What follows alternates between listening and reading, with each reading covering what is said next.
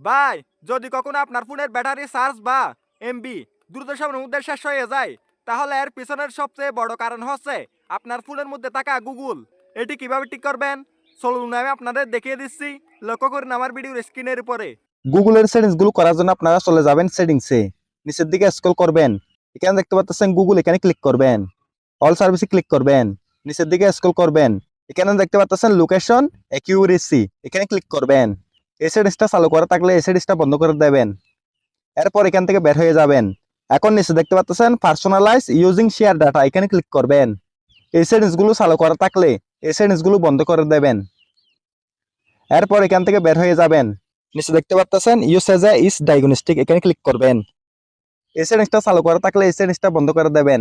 এরপর এখান থেকে বের হয়ে যাবেন। এরপর সেম ভাবে আবার সেটিংসে ক্লিক করবেন।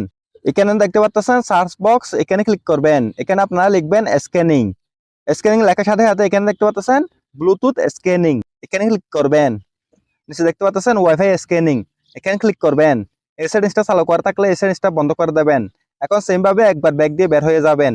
এখন নিচে দেখতে পাচ্ছেন ব্লুটুথ স্ক্যানিং, সেম ভাবে এখানে ক্লিক করবেন। এখানে সেম ভাবে সেটিংসটা চালু করা থাকলে সেটিংসটা বন্ধ করে দেবেন। এরপর এখান থেকে বের হয়ে যাবেন। এখন এখানে আবার দেখতে পাচ্ছেন সার্চ বক্স, এখানে ক্লিক করবেন। এখানে আপনারা লিখবেন রিমুভ অ্যানিমেশন। এরপর রিমুভ অ্যানিমেশন লেখাটা চলে আসবে, এখানে ক্লিক করবেন। এই সেটিংসটা বন্ধ করা থাকলে এই সেটিংসটা চালু করে দেবেন। গুগলের মধ্যে এই সেটিংস গুলো করার ফলে আপনার ফোনের চার্জ আগের চেয়ে 3 গুণ বেশি থাকবে। আপনার ফোনের মধ্যে চার্জ দ্রুত সময়ের মধ্যে আর শেষ হবে না। ধন্যবাদ।